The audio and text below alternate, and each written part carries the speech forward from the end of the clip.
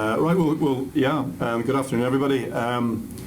Yes, Jim said this is being recorded. Elizabeth, when I met her, she pointed out that this was being recorded and asked if I was okay with that, and I thought, oh, right, okay. And then when I came in here, she reminded me it was being recorded and asked me if I was okay with that too, and then James reminded me that it was being recorded and if I was okay with it. So I've gone with them being okay with it. I'm not quite sure how bad it can get. Presumably it's worse for all of you who can't switch off for the next hour as I run through it and you're locked in the room. So look, I'm going to go through where the public works contracts came from, right through to where they are now. Happy to take questions at any time. We'll have particular time set aside for questions at the end, but happy to take questions at any time. First of all, where I come from about this, my background was working for contractors. Whenever I was on site as an engineer, I was working for contracting organisations.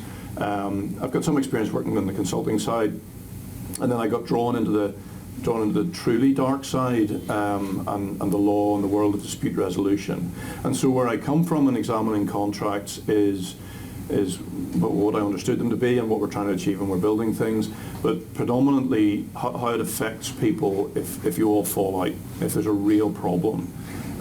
So my take on things is where does the law lead us to, and what do these legal obligations under contracts, what do they mean in reality, rather than perhaps the way we bend the legal reality in real life, which is presumably where the majority of you all are. So what Quick Golden does, so we're large legal practice now in Belfast, over in London, and then here in Dublin. We do a huge amount of dispute avoidance and dispute resolution work, almost exclusively in the construction industry. But about half of our practice is to do with procurement and procurement regulations and the resolution of issues through procurements or helping people deal with procurement issues in the public sector. So and it's a particularly predominant area of work here in Dublin. So we do a lot of work with the procurers, both utilities and public sector organisations. So all that pre-contract stuff is our day job, coupled with what happens at the other end of the contracts that are procured whenever they run into disputes. And a fairly significant portion of our turnover in Dublin is driven by PwC contract disputes, both acting on the employer side and acting on the contractor side. So we kind of see the beginning and the end, and therefore a lot of the difficulties with them. So a little agenda for the presentation. Going to talk about where the public works contract came from, what the Capital Works Management Framework was all about that delivered the PwC contracts, what the current status is, so where we're at now after the 2014 review of the Capital Works Management Framework and the adjustments that were made to the public works contracts in the back of that. And then look a little bit into the future, do a little bit of crystal ball gazing and see where the CWMF and the public works contracts are going from here. So just to get my head around who all of you are, or at least the ones that are actually in the room. So many people here work predominantly in private practice or for the employer side as opposed to contractors. Show of hands. Okay, so yeah, that's probably about 2/3. And then who predominantly on the contracting side for main contractors or subcontractors? Okay, that means that there's definitely some people who haven't put their hands up. So some people from a contracting point of view, predominantly you're looking at this from a professional practice point of view. That's fine. How many people have absolutely no experience of the public works contracts at all? Fine. How many people, the vast majority of your work is through the public works contracts? Okay. Yeah, okay. And the rest, it's a mix, 50-50? Does that seem about right? Okay, so roughly thirds on that one. Good, okay, so there's a good mix of people in the room. Fine, so let's take a little bit of a history lesson. In the beginning, before there were where there was a capital works management framework and public works contracts. What was there? Well, there was, for civil engineering works, there was the IEI form of contract, which was a straight photocopy from a very well tried and tested contract used by the British market across the water, the ICE form of contract. There was the RIAA or GDLA form of contract, which was a well tried and tested, more domestic form of contract for use with building works. And on the periphery, there were also some other forms of contract that were being used here. So FIDIC was being used for big projects, but the vast majority of work that was procured in Ireland was either, if it was civil engineering, under the IEI, or if it was building works on the RIA, and in the government terms, that's the GDLA form of contract.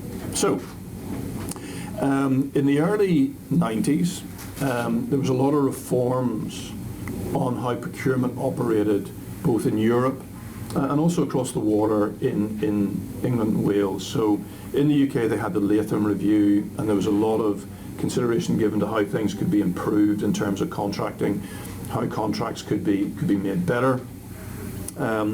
Across the water they also introduced law that took us nearly 20 years to catch up with the Construction Contracts Act here. So there's a lot of modernisation in the way the law was treating construction contracts, was happening to our largest neighbour to the east, and some of the repercussions of that were drifting towards us. We were also very much on the back of the Celtic Tiger in Ireland, and so the market here was dramatically picking up from where it had been for decades before that. So in the 1990s there were a number of things changing.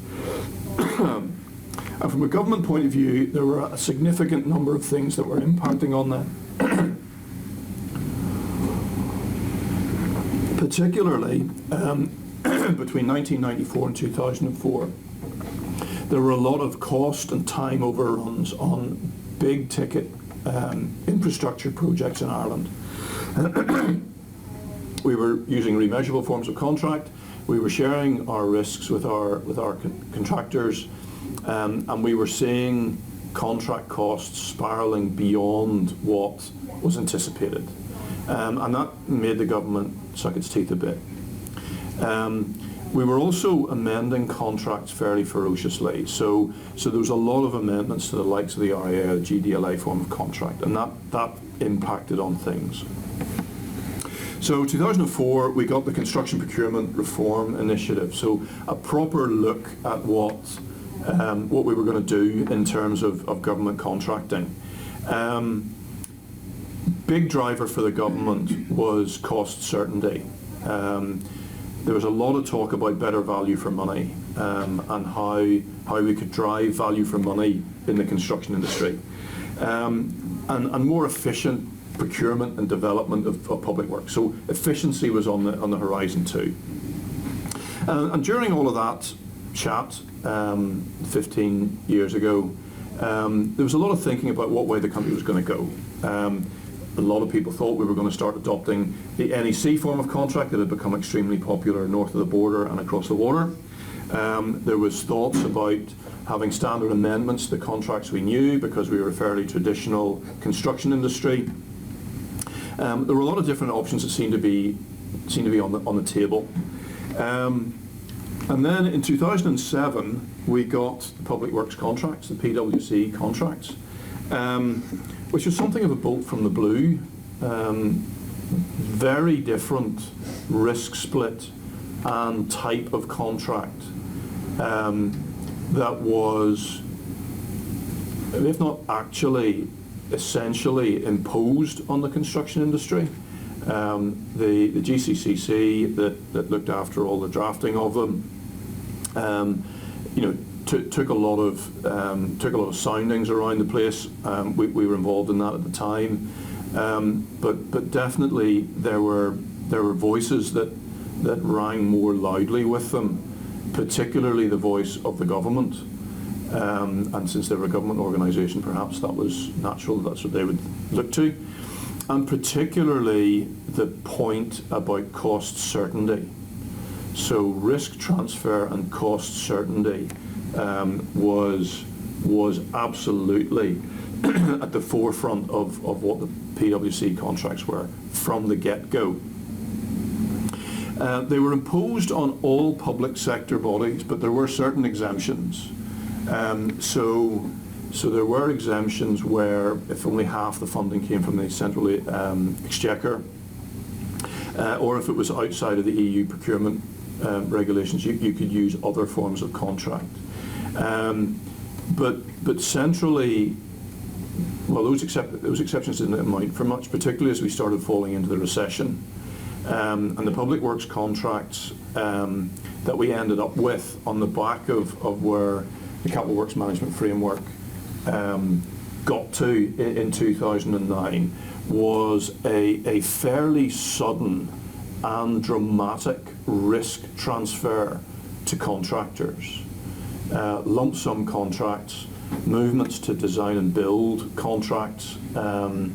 There was an undertaking as part of the CWMF that in accepting these risks, the government would deliver higher quality design, and so there would be less risk come from the change management side of things, which it would probably be wrong of me to say universally was not the case, because I only really saw the fallout when it was about disputes at the end. But certainly there were plenty of voices saying that the quality of the designs had not improved. There was a move away from properly measured contracts, a move away from use of bill of quantities into lump sum contracts. So the check that we perform as surveyors was eroded further. There were, in the depths of the recession, the fees were going through the floor. Some people were suggesting that the professional practice people, I suppose principally designers, but perhaps weren't working as hard as they might have done to make sure the designs were fixed properly. Anyway, and in all of this, there was an economic storm raging in Ireland, which wasn't a particularly pleasant place for contracting organisations to be. So there was odd results in those years. Cheap contracts that were pretty much being delivered to the costs that were tendered. So a lot of good results for the government, but an awful lot of pain in the construction industry.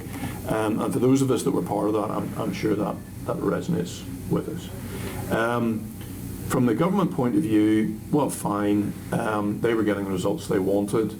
Perhaps they were being a little bit myopic, maybe a little bit missing the point that the industry, things would turn, and eventually there were other issues that might come back with a dramatic risk split like that. Anyway, that was back in 2009. The public works contracts that were published in 2007 and the incremental changes in them from 2007 through to 2014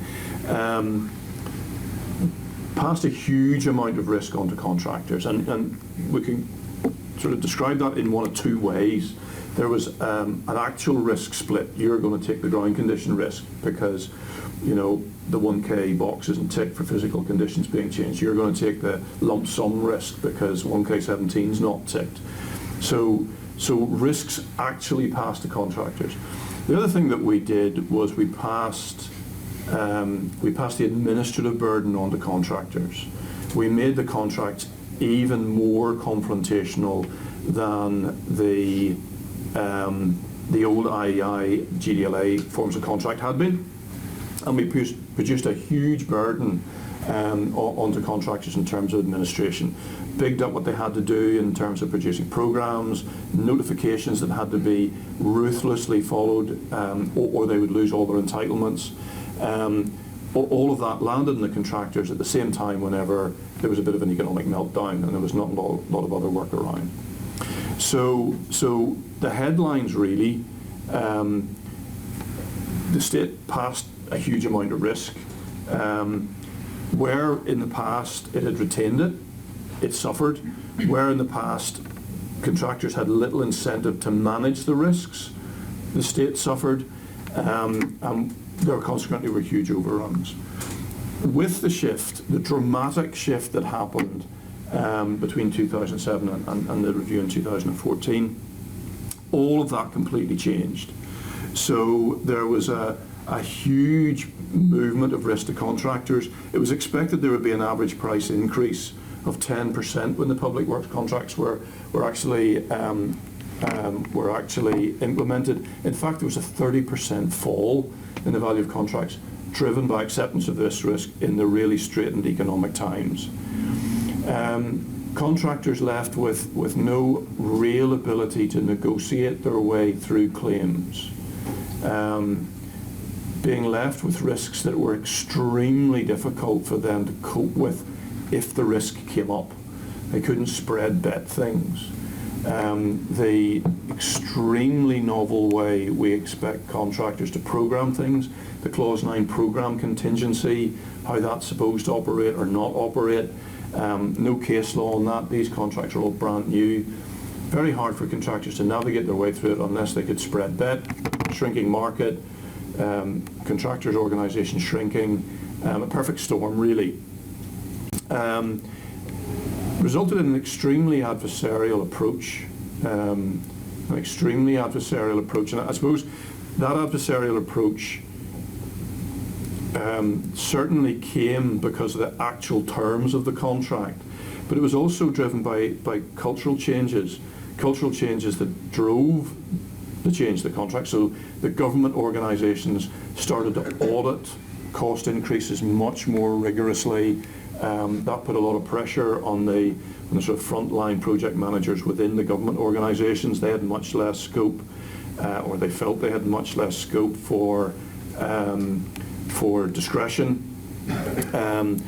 Really, well, I suppose twofold. Very tight terms with professional practice people, but also government departments being quite prepared to look at their professional advisors and start dusting off their PI insurance claims and wondering why costs would increase if they did, which again curtailed, which created a cultural change that meant people were a good deal less reticent to take perhaps courageous decisions.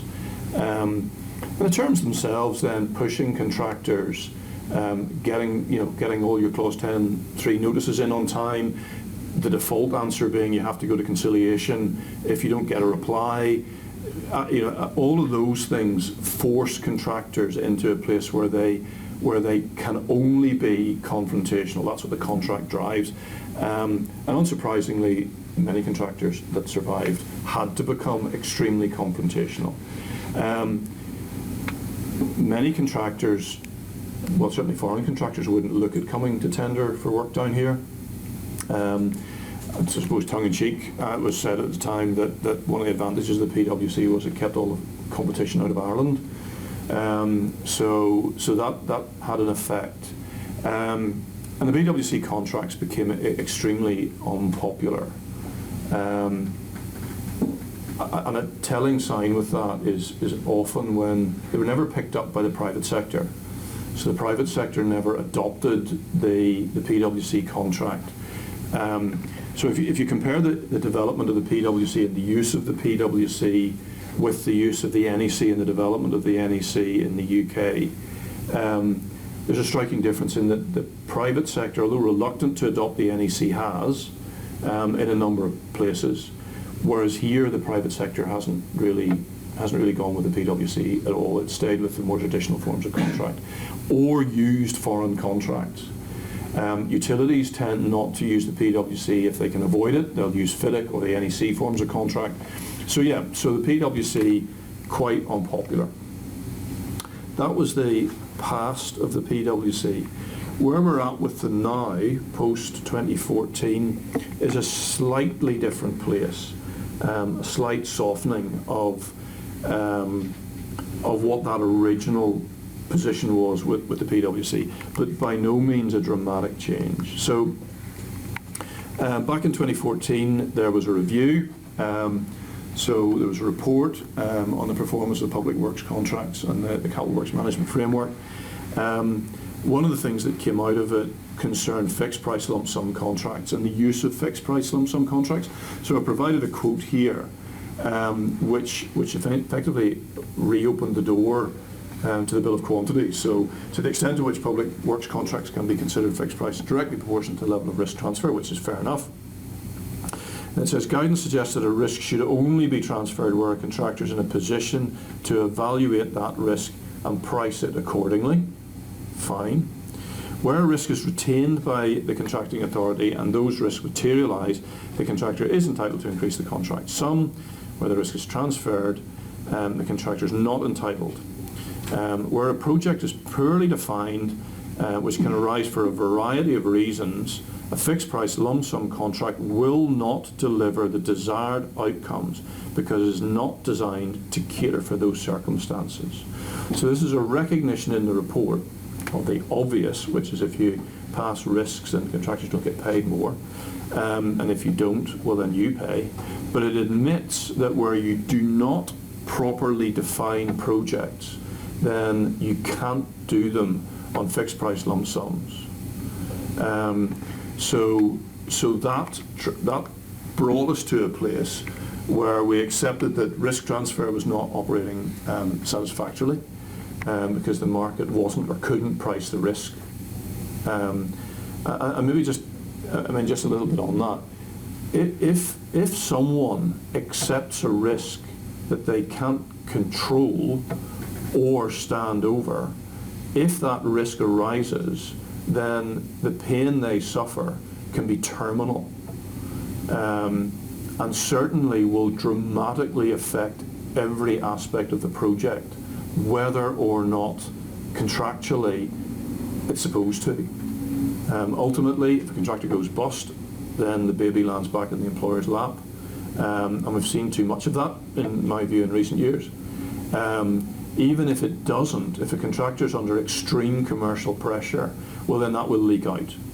Invariably that will leak out in delays or reduced quality or a significant increase in claims and contention.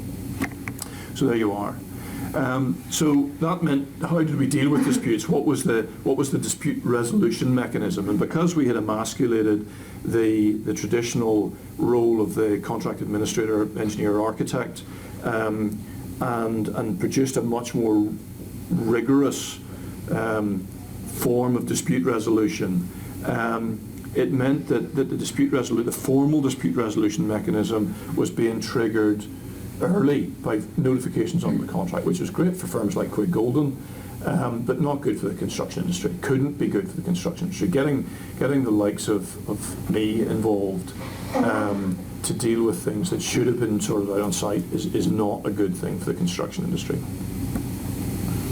And then this business about poor definition of works requirements, often due to poorly resourced designs or design teams. And I mean, that might be quite a controversial thing to say, but it was my experience. I have no doubt that the reason that a lot of the employers' requirements we were seeing in public works contracts, even to some extent still are driven by a failure by the employer to invest in the pre-contract design development and project definition stages of the contract. So anyway, this was starting to be recognised in 2014 as the market started picking up, prices started rising, contractors started not returning tenders. So they produced some interim recommendations which I think are welcome. First of all, Bill of Quantities is the primary reference document for pricing projects designed by the employer. So back to the Bill of Quantities. There was a justifiable, I think, kind of concern in this institution and a number of others that the Bill of Quantities was dead 5 years ago. That, you know, we're not doing any more bills of quantities. And across the water in the UK, that's very much the case. You know, young surveyors coming forward to chartership habitually aren't seeing bills of quantities because they're working under lump sum contracts in some shape or form, or cost plus contracts. So that skill was being lost. And yet, from a contracting organisation's point of view, stepping down risk, getting pricing through the supply chain, bills of quantities are an excellent tool. From an employer's design project definition point of view, having a fully developed bill of quantities is an excellent tool for making sure the project is properly defined. And finally, from a tendering point of view, from getting tender returns and doing the risk analysis on it, and from a contractor's point of view in pricing documents, and being able to get your tender back in a bill of quantities is an excellent way of doing it. So eureka, somebody realised that actually doing bills of quantities was quite a good idea. And so that was reinforced as a conclusion of that review. Other things that seemed to be turning the clock back as well. So acceptance that we would tender for specialist subcontract work separately. So rather than try and capture that in the meat requirements, the quality requirements of tendering, there was an acceptance that needed to be done centrally and in advance. And that's got to be a good thing too, really, until the market here develops into large integrated teams. Then the obvious thing is, if you want to control quality, especially around your mechanical and electrical installations, then you need to look beyond your contractor at that. And so a bit of a reset around that, fine. The use of most economically advantageous tenders developed so that it's over €2 million. Now, I'll come back to the use of meat and really whether or not that has a significant impact on anything other than lowest price, but at least it was being put forward. Dispute resolution procedures. So we can look at each of those. So the whole objective was to try and rebalance risk in a way that recognised that the market was starting to become more buoyant. Transferred in recognition of changed circumstances, the changed circumstances being that contractors had some teeth again because there was actually a little bit of prosperity around the place. The intention to reduce the potential for costly disputes. Okay, I feel a bit like a turkey voting for Christmas, but that's got to be a good thing. Efficient dispute resolution is good for the construction industry. And then to provide greater detail when it comes to tendering and pricing, and so allow contracting authorities to properly analyse the pricing risk that they're getting into. So it was implemented with some minor bits of redrafting and a communication in 2015 and some amendments published in 2016. So it became mandatory to include for a fully measured bill of quantities. And so 1K17 being ticked. I hear cheers in the room. Well, probably wouldn't be a bad thing if you did. So there you are. Reservation on specialists, the introduction of a standing conciliator, and the adoption of a more informal senior management level dispute resolution process. Now again, there's certain things that were missing from that. There's certain things that we didn't tackle. We didn't deal with the Clause 9 contingency planning. That wasn't included.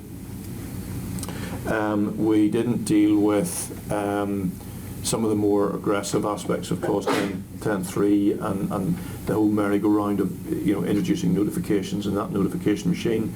So there were still some things that contractors could quite rightly kind of bitch about. But there were some positive changes made. And where it left us, I suppose one of the benefits, one of the good things about the Capital Works Management Framework and the Public Works contracts is it's relatively simple and relatively transparent, certainly when it started. Written in plain English, not that many forms of contract, everybody knew where they stood. But now, with all the reforms, where have we got to? Well, we've got all of this. We've got 6 suitability assessment questionnaire types.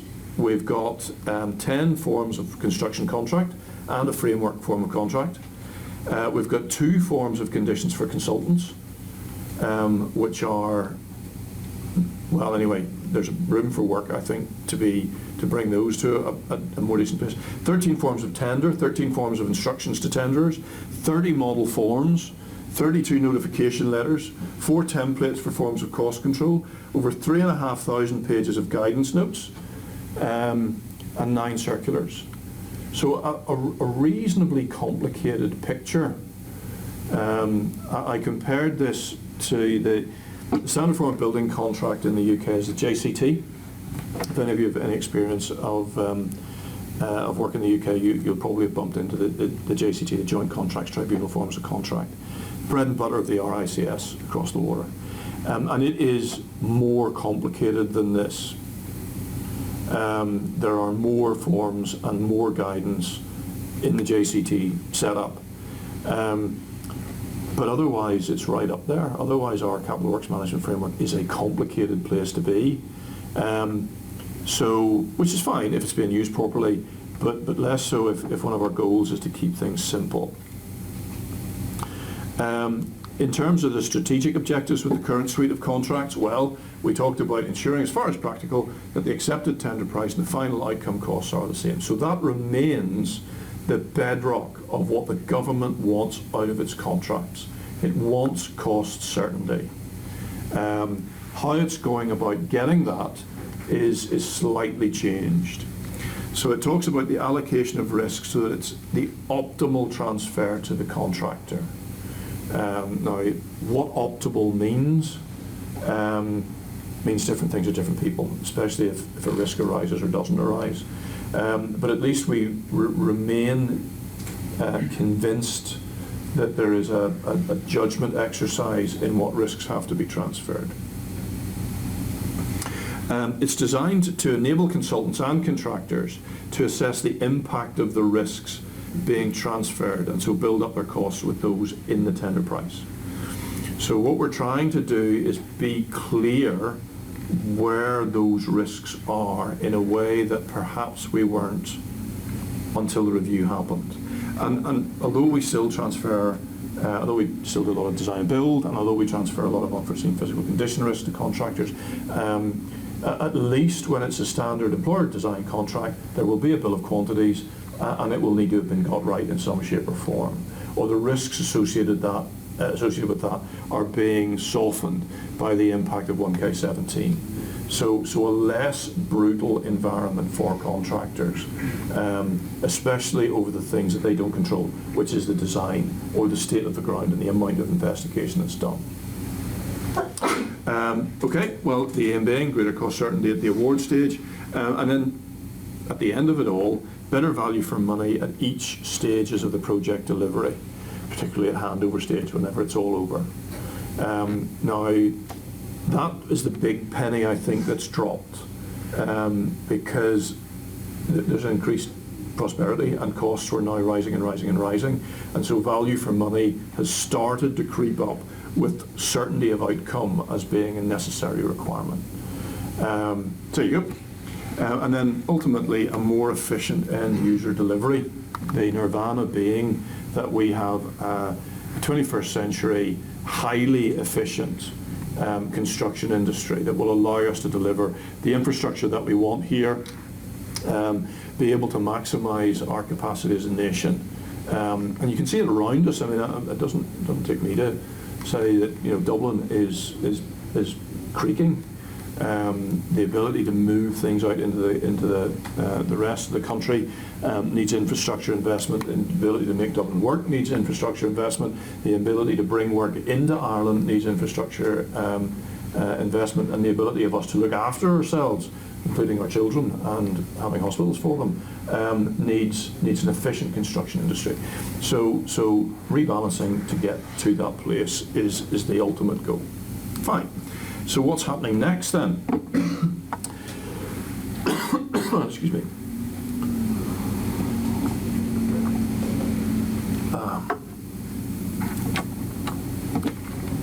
So Minister Donoghue launched a review in March 2019. Are people aware of this?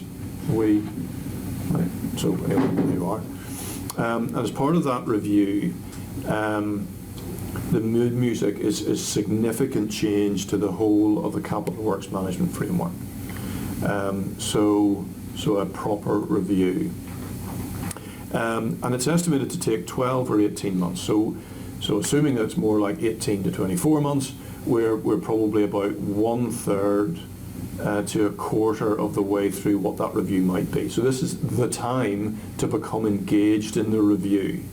The time to make voices heard. It talks about, the review so far talks about key stakeholder issues, and how those contributions can all be gathered. So what are the key stakeholder issues? The following things are the things that seem to have coalesced. First of all, contractors no longer wanting to bid for public work. Certainly that's our experience. Utilities are shifting away from public sector, the PwC, where they can, because contractors will bid for them. We get single tender returns from contractors because other contractors just aren't interested. And many contractors, I was at the CIF conference there last week, a lot of contractors just aren't interested in public works contracts anymore. They'll do private sector work. And so the government needs people to bid for its contracts. There's an uncertainty around the PwC, and there is an uncertainty around the PwC because there isn't any case law. Brand new forms of contract with no judicial interpretation. And that'll change. That'll happen at some stage. At some stage, there will be a dispute that will wend its way into the forecourts on the public works contracts. And actually, although that will be great for the people that are actually involved in it, it would be good news for the industry, so we can actually get to see just how enforceable some things are. That clause 9 contingency, programme contingency, seems to me like a penalty. Anyway, it's never got to the courts. And there are other provisions in the contracts that have never been properly tested. And that makes for a difficult contracting environment. And not just for Irish contractors, where we're trying to encourage inward investment by other contracting organisations, we want to deliver really big infrastructure improvements. Well, then we need to get contractors from Europe, from the UK to come here to bid for work. And they're not going to do that in a really aggressive contracting environment or where they don't understand what certainty around contracts and how that works. What else? Well, inflation. What will Brexit do to us? What will world inflation do to us with America and China falling out and an uncertain world global economy? And as we start to really come into the prosperous end of the recession recovery, that internal inflation is already really obvious. Particularly obvious here in Dublin, but even in further reaches of the country, it's obvious that inflation in the construction industry is starting to pick up, and the heat turned up on that. There remains a very high level of risk transfer. There remains a very high level of risk of transfer. So that's bad for contractors that are caught with that risk, particularly contractors in a developing economic position. So their cost base is rising. They're on fixed price contracts. That isn't going to change. Risks arise that they haven't tendered for, and that can lead to insolvency, and that just is painful for everyone. We still award on lowest price. We talk about using meat sometimes for construction contracts, but also for services contracts. But actually, the usual determinant is price. I mean, it's absolutely endemic. This is exactly the same problem in the UK as it is here. Because we don't have any way of effectively and objectively measuring non-price criteria, we bid something which is an essay question, and we tend to default to those scores coming in all in around the same, and therefore it's down to price. So it's back to lowest price, and we're struggling to get away from that, and it's very, very difficult to do. But that also means that we're still in a place where effectively the loser wins. Whoever puts the lowest price in ends up winning the work, and we all end up trying to cope with that. There are issues about uncapped liability. We are, as a nation, wedded to bonds and insurances and uncapped liabilities for people. We seem incredibly keen to take money out of this economy and send it over to London or to Geneva or to New York and the world bond markets and the insurance markets.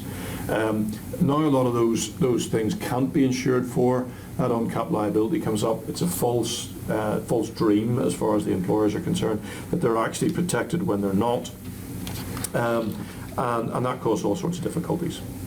And then the last point is that we are locked in a deeply adversarial construction industry. It's very, very hard to change an adversarial attitude. And we're going the other direction. Our contracts are trying to produce an adversarial attitude. And it just reinforces that adversarial culture the whole way through the supply chain. And that's inefficient, because if you're not aligned to try and achieve the ultimate goals, then all you're doing is aligning yourself for a fight, which, well, as I say, great for Quick Golden, but not great for the construction industry. So what are the objectives for this? We're told the objectives for this next Capital Works Management Framework. Trying to get procurement strategies that support more efficient delivery. So project quality solutions, more efficient delivery. My own view on that is that the simple answer is invest more upfront. So get the designs done properly upfront, get all the planning issues sorted out. Early contractor engagement, fine. But get all the hard yards done. Get it measured, get it clear what is required to do the work. Then the contractors can get on figuring out what's the right way to build it. If we can remain flexible about buildability, then we'll have gone a long way. So embed appropriate risk management measures. But right the way through. So from project development into procurement, into the construction stages. So that at each stage we are genuinely managing big risks, big time risks, big quality risks, and particularly, given that this is the SCSI, big money risks. And we understand exactly how they're going to arise and how we're going to cope with them. And a lot of that comes from proper upfront thinking, applying experience, applying the skills that we have to analyse that risk. Deploying digital solutions throughout the project delivery stages. So the use of IT, fine. I am not great with IT, so I can work a mobile phone and I can work this. But there are strides being made in what BIM can do for us, in how IT can help make things easier. I suppose from my point of view, I see a lot of how IT helps, record keeping, maintaining records, identifying issues, communicating solutions, all of that, great. But also IT can fail, digital solutions can become problematic. It needs a real education in the widest sense for everyone in the supply chain to be able to use it properly. So, and it hasn't, as I look around the world, I suppose, where we do things, and there's some fairly innovative work happening across the water in the Middle East, out in Hong Kong. Digital solutions tend to come second to proper investment in skills. They support skills as opposed to are an alternative to them, so there you are. But there's two big themes. One is risk and the other is quality of information. So on the risk thing, well, the definition is whether it's uncertainty of outcome, whether positive or negative. We tend, though, to think of risk as being a negative thing, and particularly in the public sector, we have no way of tapping into the positive side of risk. So if you're in the private sector and a risk comes up, it rewards you, whereas in the public sector, we struggle to achieve that. But anyway, so we tend to think of it in the public sector as a negative thing. Impacts cost and time. Ultimately, it will affect quality in some shape or form.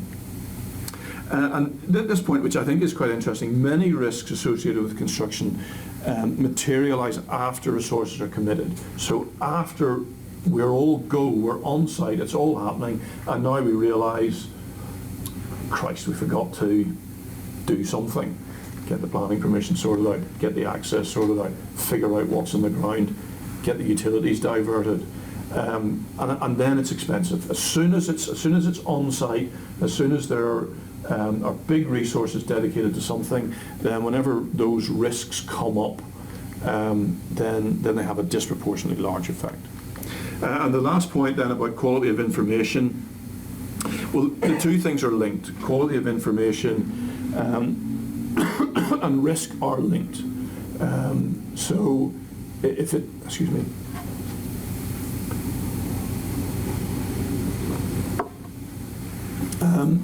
So project risks increase with poor quality information, and when you get high quality information, you're in a much more stable place. Oh, I lose my voice just in the last 5 minutes here, hang on.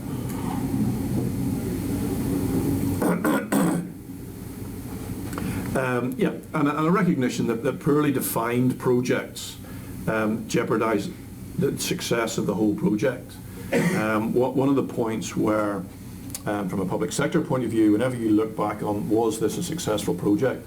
If it's poorly defined, if it's not clear what you're trying to achieve and what the benefit is out of it for you, well then you don't know if it's been successful or not, and so there's no way of then learning how to make things more successful, and that comes from clarity of the definition of what's required early on. Although a lot of that comes from, or the antithesis of that is political fudge. So perhaps particularly for some large infrastructure projects where there's a little bit of a fudge between, what he wants and what she wants. Well, sure, this will do both, but maybe it won't. I wonder if some of our projects have suffered a little bit with that. Without quality information, it's impossible to make informed decisions, particularly for our contractor partners. Okay, the ability to make informed decisions by the whole market, not just the buyer's side. So the ability of the vendor's side of the market to make informed decisions, to plan ahead, to invest in skills, but also to decide what the tender price is, what sort of duration things are going to take. All of that's lost if through poor quality information. Uninformed decisions usually mean increased costs and lower quality. There you go. 50 minutes. Anybody, any questions?